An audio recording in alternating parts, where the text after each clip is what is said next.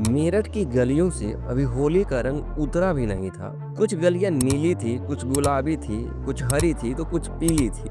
लेकिन उसी गलियों में से एक घर ऐसा भी था जिसका चार दीवारी खून से रंगी हुई थी, और वह घर था सौरभ राजपूत और मुस्कान रस्तोगी का घर। इस चार दीवारी में तो कई सारे राज थे, लेकिन सबसे गहरा राज था सौरभ अभी कहाँ है। कई दिनों से सौरभ के परिवार वाले सौरभ से बात करने का कोशिश करते हैं, लेकिन सौरभ मेरठ से कहाँ गायब हो गया यह किसी को नहीं पता।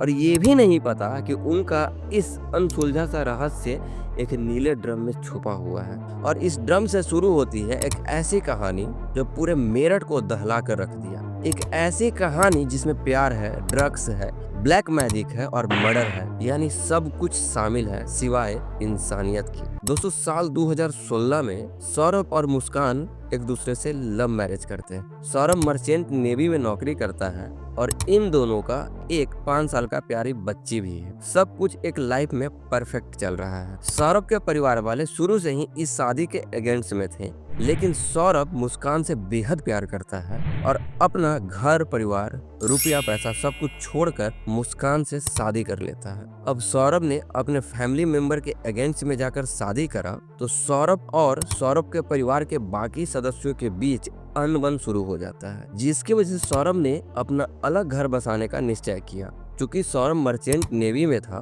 तो उसे कई महीनों घर से दूर समुद्रों के बीच बिताना होता था, और उधर मुस्कान अपने नए घर में बिल्कुल अकेली रहती थी। दोस्तों, 2019 में सौरभ और मुस्कान के यहाँ एक नन्ही सी जान का जन्म होता है और सौरभ ज्यादा से ज्यादा समय अपनी बच्ची के साथ बिताना चाहता, लेकिन वहीं दूसरी तरफ मुस्कान के जिंदगी में कुछ और ही चल रहा था। साल 2019 में ही मुस्कान के कुछ दोस्तों ने मुस्कान को व्हाट्सएप ऐप पे अपने एलुमनाई वाले ग्रुप में ऐड करा देते हैं, जहां कुछ लोग पहले से ही इस ग्रुप में एडेड थे।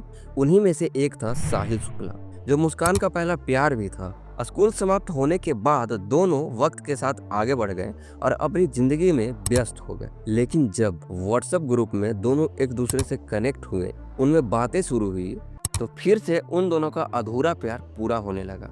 मुस्कान भूल गई कि वह किसी की पत्नी और किसी नन्ही सी जान की माँ भी है। दोनों छुप छुप कर एक दूसरे से मिलने लगे। पड़ोसी और मीडिया रिपोर्ट की माने तो साहिल शुक्ला रात के अंधेरे में मुस्कान से मिलने मुस्कान के घर भी जाया करता था। जब सौरभ को इस सच्चाई से सामना हुआ तो उसके तले जमीन खिसक गई, उसका सारा दुनिया ही बिखर गया। जाहिर सी बात है, इस बात को लेकर दोनों में लड़ाइयाँ शुरू हो गई। दोनों ने अलग होने का फैसला भी ले लिया। दोनों की फैमिली इन्वॉल्व होती है और एक छोटी सी बच्ची की खातिर दोनों को फिर से इस रिश्ते को निभाने के लिए एक मौका दिया जाता है। ये रिश्ते, जिम्मेदारियां, बच्ची, सब कुछ सौरभ के लिए मैटर करता था। मुस्कान के लिए सिर्फ साहिल मैटर करता था। वहीं दूसरी तरफ मीडिया रिपोर्ट के मुताबिक साहिल एक ड्रग्स एडिक्ट था, एक अल्कोहलिक था। न किसी से दोस्ती, न किसी से बात करता था। अपनी माँ के देहांत के बाद वह घर में अपनी बूढ़ी दादी के साथ बिल्कुल अकेला रहता था। धीरे धीरे साहिल मुस्कान को भी ड्रग्स और अल्कोहल की आदत लगाते चला गया। दोनों जिस राह पे चलने लगे वहाँ बर्बादी के अलावा कुछ और नहीं था। साहिल के बारे में एक बात और भी थी कि साहिल काला जादू, तंत्र मंत्र, जादू टोना से अंधविश्वास पर ज्यादा ही विश्वास करता था। वक्त बीता, सौरभ को काम के सिलसिला में लंदन जाना पड़ा, जहां से वो अपनी बच्ची और पत्नी के परवरिश के लिए पैसा भेजता रहा, और इधर मुस्कान और साहिल उसी पैसे से रंगरलियां मनाती रही। अब इन दोनों को रोकने के लिए कोई नहीं था। नशा इन दोनों का आदत बन गया। सब कुछ इन दोनों के लाइफ में परफेक्ट चल रहा था। तभी मुस्कान को यह एहसास होता है कि सिर्फ एक ही आदमी है जो इस परफेक्ट लाइफ को बर्बाद कर सकता है, और वो है सौरभ राज। मुस्कान ने इसका सॉल्यूशन निकालना शुरू कर दिया और सॉल्यूशन निकाल भी लिया कि दोनों को मिलकर सौरभ का मर्डर करना होगा। और इस काम को अंजाम देने के लिए मुस्कान ने एक षड्यंत्र रचा। मुस्कान ने एक अन्य नंबर से स्नैपचैट पर साहिल की डेड माँ के नाम से नया अकाउंट बनाया, और उस अकाउंट से मुस्कान ने साहिल को धीरे धीरे मैसेज भेजने लगी। जैसे कि मैंने पहले ही बताया है, साहिल तंत्र मंत्र, जादू टोना, काला जादू में ज्यादा विश्वास रखता था।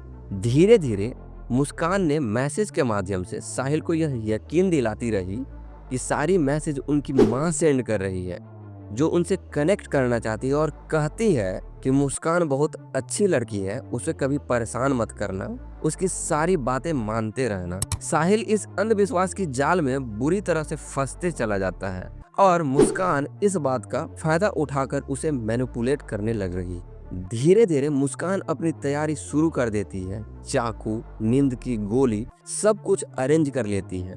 अब मुस्कान को सिर्फ एक मौका चाहिए था और वह मौका धीमे धीमे मुस्कान के घर चल कर आ रहा था। Saurabh returning to India. 24 फरवरी को सौरभ की बेटी का बर्थडे था और कई रिपोर्ट के मुताबिक 25 फरवरी को मुस्कान का भी बर्थडे था। तो सौरभ ने सोचा क्यों न इंडिया आकर दोनों को एक साथ सरप्राइज दिया जाए। इतनी मोहब्बत सौरभ के दिल में अभी भी था और इधर मुस्कान फुल तैयारी में सौरभ का इंतजार कर रही थी। सौरभ को इंडिया आते ही मुस्कान अपने घिनौना षड्यंत्र को अंजाम देने के लिए प्यार का झूठा नाटक करने लगती है। सौरभ को लगने लगता है कि अब हम दोनों के रिश्तों में सुधार होने लगी, लेकिन इन सब के बीच में मुस्कान का घिनौना षड्यंत्र चल रहा था। मुस्कान प्रत्येक रात को सौरभ के डिनर में नींद की गोली मिलाती रही और इसका डोज प्रत्येक दिन बढ़ाते चलेगी। सौरभ इस सच्चाई से अभी भी अनभिज्ञ था। 4 मार्च की रात मुस्कान ने वही काम किया और इस बार सौरभ को इतना ज्यादा नींद की गोली दिया गया कि सौरभ खाना खाते ही बेहोश हो गया और बेहोश होते ही साहिल घर के अंदर आता है और उधर सौरभ को बेहोश देखकर घर में रखे चाकू से दोनों ने सौरभ के सीने पर बार बार 1000 बार वार करती है और सौरभ के सीने को छल्ली छल्ली कर देती है।